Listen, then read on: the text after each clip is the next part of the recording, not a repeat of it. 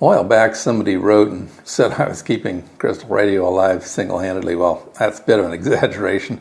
If I can help keep things going, that would be great. But so yeah, we got around there issues of the declining numbers of 1N34A and D9K diodes because they're becoming really hard to find. So I put out this cat whisker to help get around that issue. We can use galena or iron pyrite, and we don't need the fancy factory-made diodes anymore. The other thing that's becoming a critical path to building crystal radios are these things, and they come in two varieties. One of them's made in Taiwan, one of them's made in Japan. The one in Taiwan, boy, I've had no luck with those. They last for a little while, they quit, they get flaky. I don't know how many people have been put off a crystal radio because of, they get into something they can't figure out why it doesn't work, and it's the earphone quit on them, which, doesn't make any sense. The Japanese ones, the good ones, they're hard to find. And inside here, all it is a piezoelectric emitter like this thing right there. So if somehow we could figure out how to make a shell to go around that piezo element, we can make our own. And that's what I set out to do. Since this is becoming a roadblock, I thought I would see if I can't tear that roadblock down. And here's what I made. And you can see the piezo element in there. And yeah, that's what it is. I also, while I was at it, thought I would do an upgrade. And these things, they kind of poke into your ear after a while at hard plastic. So I thought I'd use this rubber tip out of one of those music listening ear pod thingies, whatever they're called. And I got the big size and the small size. So yeah, if it's interesting on how to make one of these, stick around and we'll do that. This is our setup. We have our wire, and it is folded over. It's 3 meters long, and this is the halfway point, of course, and down there it's hooked to the table by an S hook. And what we're going to do is we're going to run the drill until we get about 3 turns per inch, which works out to be about 4 turns per 3 centimeters. And yeah, so there's nothing to it at this point but to do it. We will shift into low gear.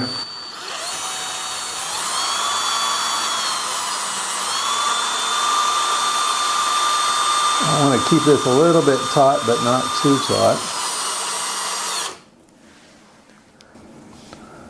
Like that. Nope, not even close.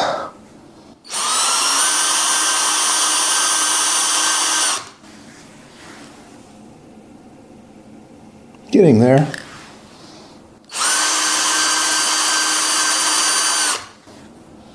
I'm going to have to go a little bit past because when you release, it's going to relax. So yeah, almost there. Don't want to get it too taut so that it breaks, but you don't want it too loose so that it starts balling up.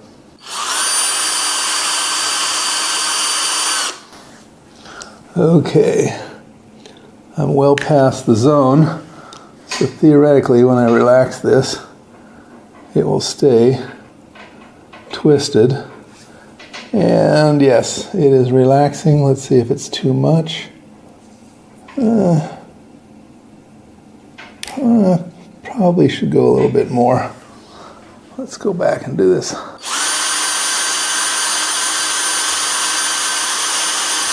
You don't want to get it too knotted because you can actually break the wire internally. So I've got about twice too many twists in there, and it's starting to look a little bit whatever. So I think I'm going to have to live with whatever I've got.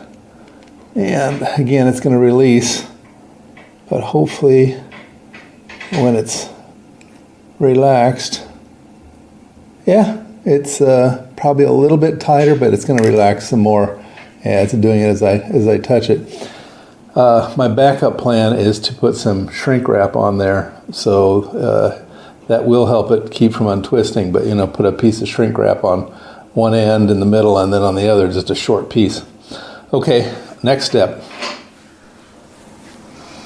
Well, it wants to relax too much, so I've decided to go over it with a hairdryer.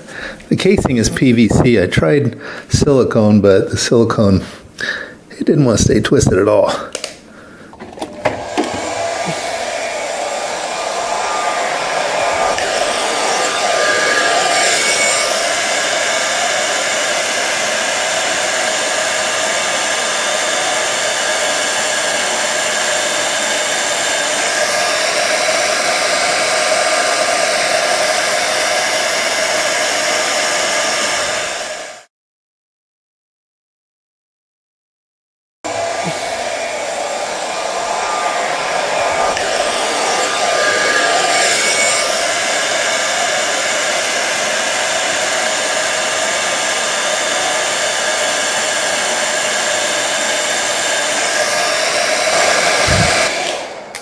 that should do it. Let her cool down, and then we should be good to go. We've got our cable all done, and I'm going to snip off a generous amount on both ends since, you know, that was kind of stressed by the process. But yeah, so we'll do that. We'll do that. And then my plan is to feed it through these two holes right there, which you can barely see. And then through this bridge has two holes in it. So first I'll put a knot here, through these two holes, put a knot here, and then through these two holes, and then solder it onto here, fold it back over, put that on, and I think as the British say, then Bob's your uncle. So we should be ready to go. But, yeah, it's easy to talk. It's hard to do. So we will start feeding this through here. I'll speed it up, cut stuff out if it's not interesting, or if it's just dragging on.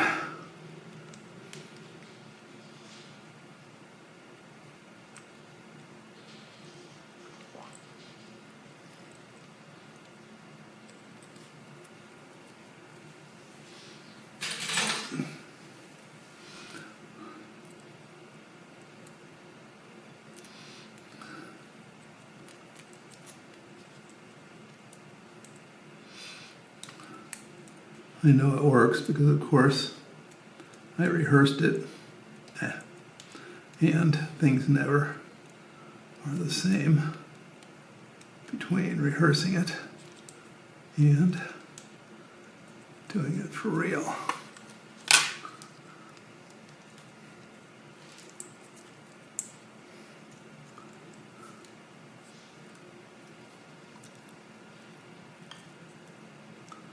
Is that enough? Probably not.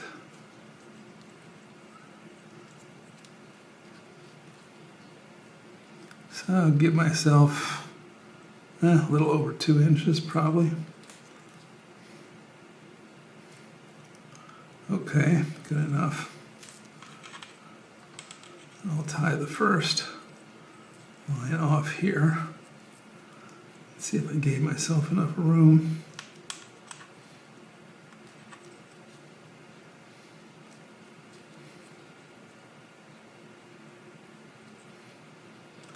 Be a tight fit, but it'll happen.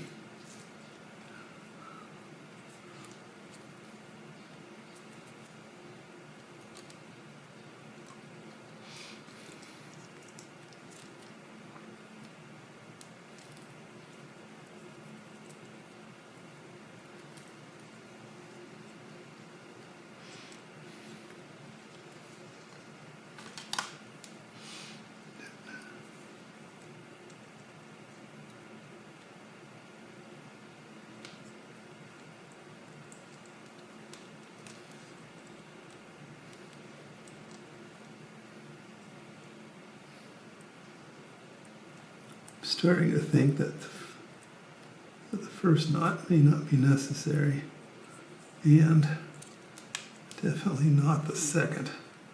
I'll bet I can just cross these over and then go through the bridges.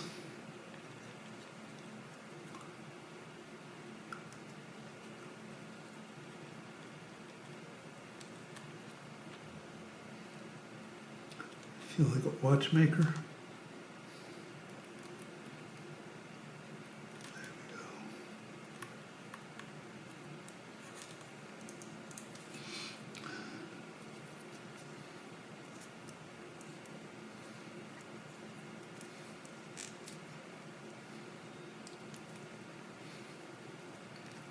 I bet that's adequate to hold it in place.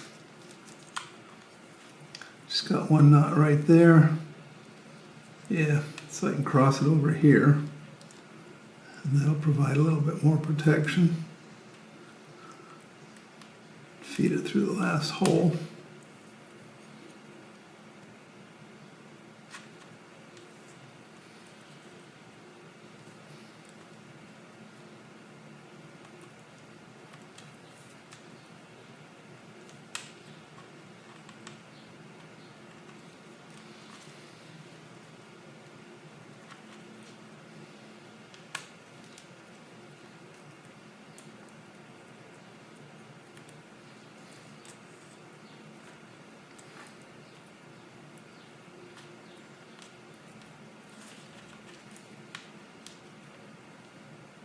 Okay.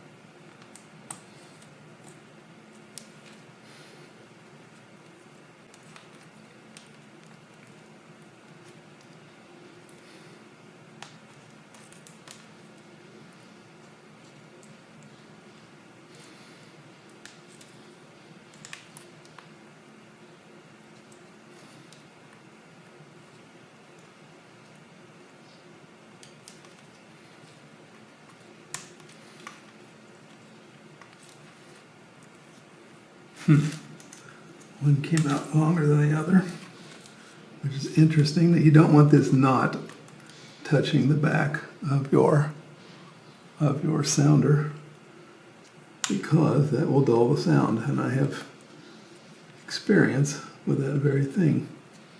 So we will pull that taut.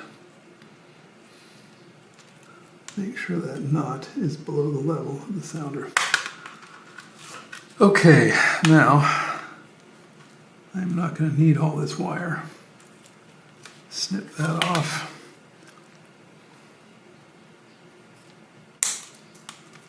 Like that. Should be adequate. When you're dealing with wire that's fine, I have found that trying to cut it usually causes the loss of significant number of fibers, of strands, I should say. 1, 2. Okay. Pre-tin. 1, 2.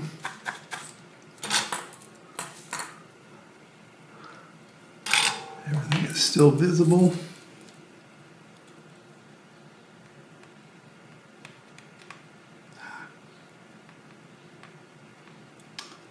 I'm wrecking the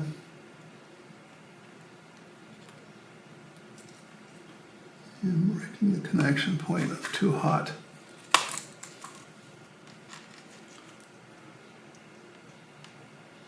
Yeah, I should get another one. These things are cheap.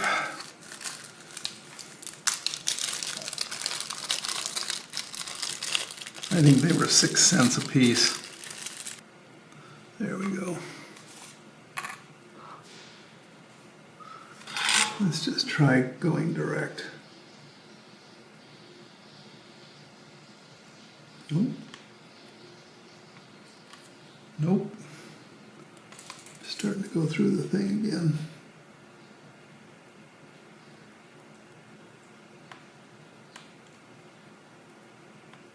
There we go.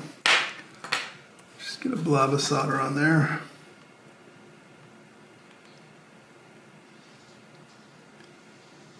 There's one. And then we'll pre-tin.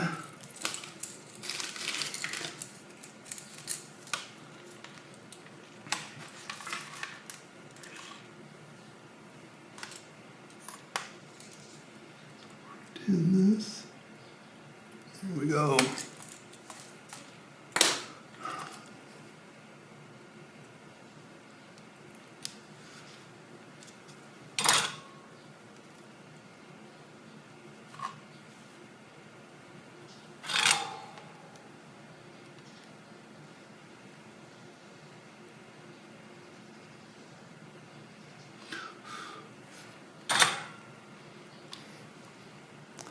There we have it. Now the trick is going to be to twist these wires around without popping connections off of there.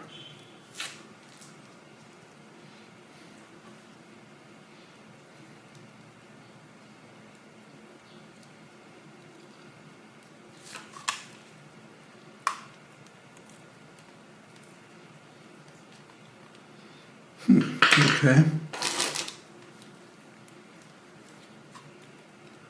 Looks like that's it. We'll just use the standard earpiece, which is not the comfortable one. Snap that on there. Now, let's tin the other end, and we shall call this good. And then we have to go test it, of course.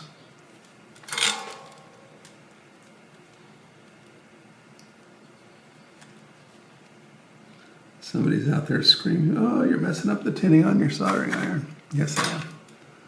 It's okay.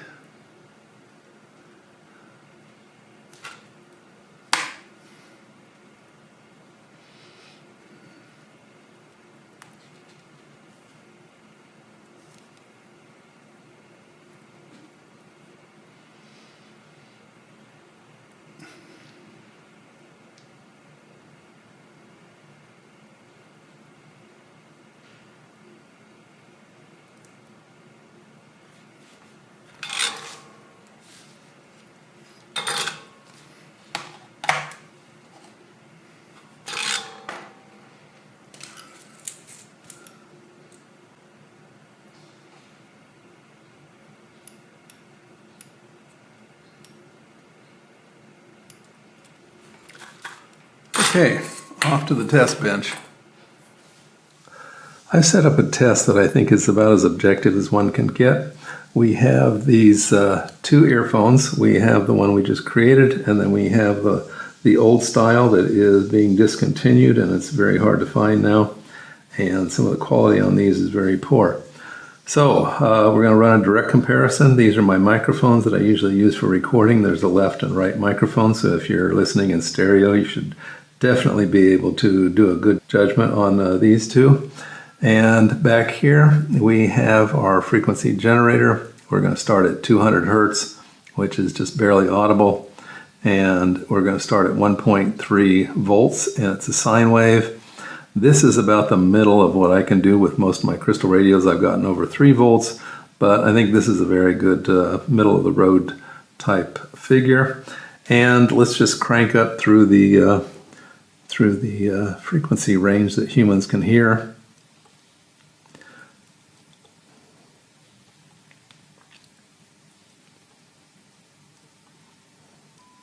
There's 1,000 hertz.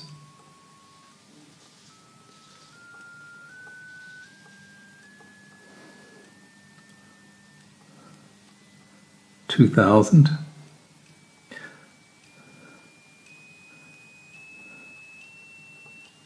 From experience, these earphones will not be sensitive to the really high frequencies that humans can hear, but boy, that's kind of obnoxious. But these lower ones, ow, that's painful. Move through that quickly. 4,000. Ouch, 5,000. 6,000. Okay. 7,000. 8,000. 9,000. 10,000. I've tested these and they just, at the higher, they just don't do that well. Yeah, so there's 15,000 and it's really not audible. I'll be quiet for a second. Yeah, that's pretty much it. So these two are extremely comparable. The meter on the camera tells me that this one outperforms it.